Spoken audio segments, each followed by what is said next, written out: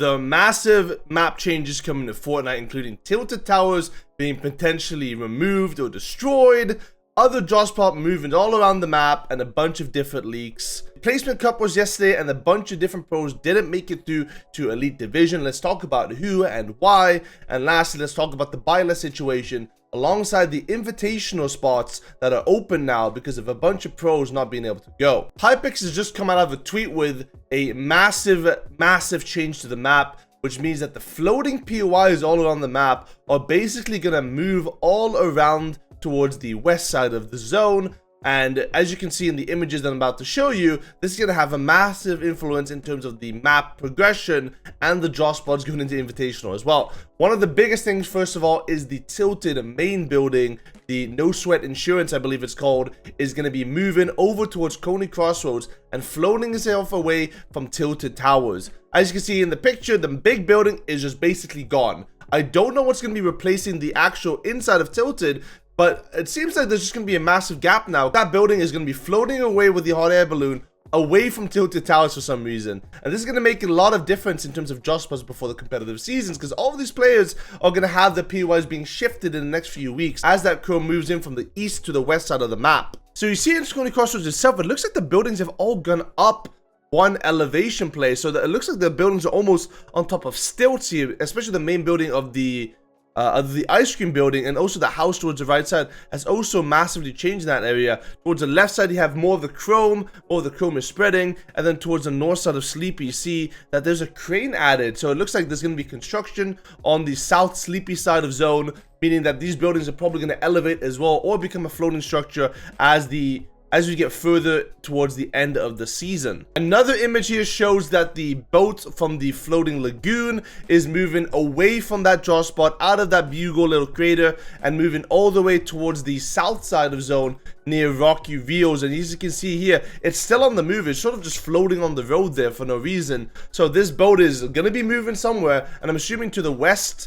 If you take a look at the lore, right, it's the chrome's originating from that sanctuary side of zone towards the east, and it's moving westward. So I think all of the drop spots are moving out towards the west side of the map. If you look in the background here of that image as well, you see another floating structure near Cami Split, and we don't know if this is the gas station of Condo Canyon or this is the POIs progressively getting taller and taller and taller and floating in the sky due to the chrome touching the ground, as they talked about in the main video originally. So it seems like a lot of these POIs are now going to get buffed, having these orange balloons inside of them, which means there's going to be a lot more natural rotation and progression across the map. If you look even further in the background, you see the balloon from Coney Crossroads still there, and then two more balloons either further towards the east side of the map, I believe. Now those balloons look like they're a little bit too far away to be Coney Crossroads, so it looks like Fort Jonesy might also potentially have a change in the way that the draw spot looks like, maybe having two balloons added as well,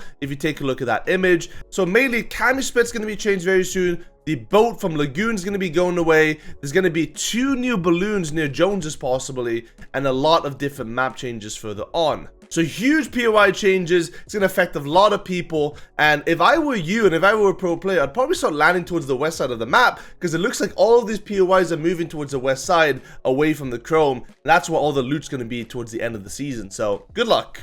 So the Placement Cup was this weekend, and a bunch of different pro players essentially did not qualify. And there's a few big names that I want to call out here. And let's talk about their placement and why exactly they did this badly. Starting off with Pink and Anas, probably the biggest name to not have qualified to Elite Division of all of the pro players. They ended up in 376th place with 210 points. So they weren't that far off the mark, but still a massive gap, 170 placements away from actually qualifying. If you take a look at the match history, they had themselves an average placement of 27.2 and the average points per game of 21 points in total. So if you look at that match history, there was only one game that they made at least into the final move, and they got a second place with 12 eliminations. But the rest of the games were pretty mediocre for their standards, as one of the most consistent duos in the game currently.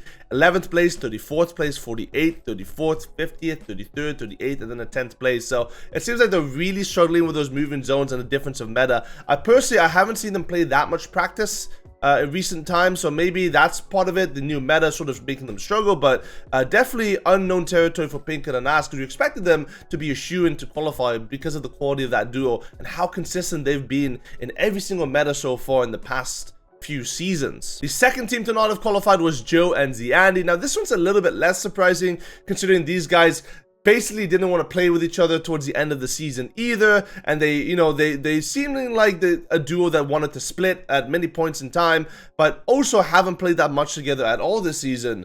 In terms of practice, they had themselves an average places of 28.1 and then average eliminations of 4.7, so they were a lot more fraggy heavy compared to Pink and Nas of previous times. But in terms of the match histories, it seems like that didn't work out for them because they died or spawned a bunch of times. They had themselves a 9th, a 6th, a 39th, a 44th, a 45th, a 36th, a 27th, and then a 15 kill win, 25th, and then the 49th. So lots of spawn fighting, lots of spawn deaths. And I believe Ziandi also told me that they basically in the last game when they needed 10 more points, they got killed out the air from the battle bus when they were gliding towards the draw spot of sign up station. So definitely some issues there for those guys, but definitely a team that I 100% is going to consider instantly making it towards Elite Division after this week is done. Another big name is Kezix and Forzador. After an insane end to the last season of Kezix and Forzador, doing really well in duo cash cups, doing really well in solo cash cups as well. These guys were on a roll at the end of the last season, now not making it into the Elite Division, 203rd, so literally 1 point away of qualifying. And the match history was pretty impressive, starting off the tournament with a 1st and a 2nd place, and then it all went down here where they died or spawned twice, and then the 14th, the 20th, the 40th, and 45th. So it looks like their draw spot is making them struggle in the current meta. So maybe a change of draw spot, because they basically were qualified in 2 games in total. So the quality of gameplay is there from this duo, but they need to work on the spawn fighting in this situation as well. Last but not least, the other name that we missed out on was Fast Roadkey and Stompy, who ended on 218 points in total, having themselves an average pacing of 20.89, and most of the games were very similar to Pinkett and Nas's sort of match history, a 9th and 18th, a 33rd, a 36th, a 16th, a 39th, a 17th, a 9th, and an 11th. So barely breaking into the top 10, so definitely making some mistakes into the moving zones, and that's basically just because of the meta, I think. And a lot of pros were struggling in the placement cup yesterday. The meta is different, it's a whole different world, and they're gonna have to practice to figure it out and to find out exactly how you want to play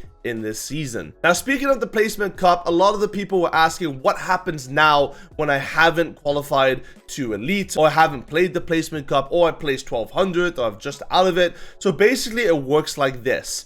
If you didn't play the placement cup and you are Contenders Division in Arena, next week Wednesday you will play the Contenders Division Cup, and basically in that cup you will have to place top 150 in that session in order to elevate yourself towards the Challenger Division. For those of you that are in Challenger Division, so you placed 1200th in that previous placement cup, then you will have to play then the Challenger Division Cup. And basically in that Challenger Division Cup, out of 1,000 players, you have to place top 30, and then you advance towards the Elite Division. And those of you that did make into Elite, then you play the Elite Cup on Wednesday and Friday, and then you qualify for the Elite Cup Finals on Saturday. So very confusing stuff, but basically if you're Contenders Division and you didn't play the Placement Cup, you play the Contender Cup on Wednesday and Friday, possibly if you didn't qualify on Wednesday, top 150.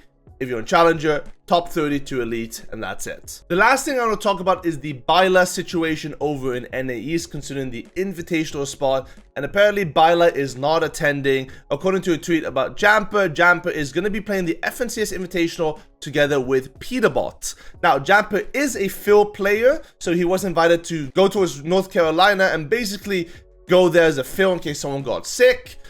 Bylah isn't going to the Invitational anymore, and he hasn't really fully explained why, but there was a deleted tweet underneath the NA's comp report tweet about them playing together, and it has since been deleted, but I can't find the screenshot, but you have to trust me on what it said. Essentially, Bylah's explained it that he basically was going on vacation with his family, and because of that, in the first 3 weeks of the season, he's going to be missing the Placement Cup, and if you miss the Placement Cup, then you're going to have to move your world down from Contender all the way to Elite. So essentially, he's missing 3 weeks of practice together with Peterbot, and that was the reason why he wasn't want to go to Invitational, because he felt like he was letting Peterbot down in that situation, and they weren't going to do that well at Invitational. Now, whether or not you think this is true, I think that's, that's up for you to decide.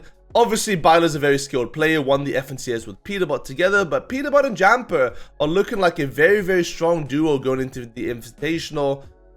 Bit unfortunate for Bylah. Personally, if I was going to the Invitational, I would probably cancel that holiday because it's a big opportunity. It's the biggest LAN since World Cup. But that's his own choice, and let's see what Jamper and Peterbot can do going into the Invitational as well. Furthermore, that duo is landing over towards Cloudy Canyon apparently, so it's looking like they're contesting Arco and Reason in that draw spot, and that's going to cause sparks and a big spawn fight between two of the best duos of their respective region. So it should make Invitational very, very interesting. In terms of other duos for the Invitational, I saw a tweet from Hellon's team on Twitter, which has since been deleted as well, that he's struggling to get a visa. Currently, there are massive floods happening in Pakistan, which means that the US Embassy, I believe, in Pakistan is refusing to give him an interview, which basically means that he's going to have an issue to get a visa in the 2-ish months that he needs to get it before the Invitational in November. So that means that his duo Rapid might be looking for a duo, and that means that there's a bunch of different players out there that are available for him, namely Andalex, Hellfire, Marine. All those big boys are able to be filling in for him. So my question to you is, if you had to pick a fill here, who would you pick? Personally, I'd probably pick Andalex in this situation, one of the strongest IGLs and players in the game currently. Also had a very good performance with Scram at the Saudi Arabia LAN, so definitely one of the best picks. Otherwise, Hellfire if you're looking for a fragger. But as we get closer and closer towards the Invitational, I feel like we're going to get a lot more people dropping out for various reasons, including vaccinations, for example, visa issues. So there's going to be a lot of shakeups going towards the Invitational. So keep that in mind, and I'll be updating you as quickly as possible for what's happening for that tournament when it does come out. That's going to be it for today. Thank you guys so much for watching. Have yourself a good rest of your day. If you haven't already, subscribe and like. I'll see you guys next time. Bye.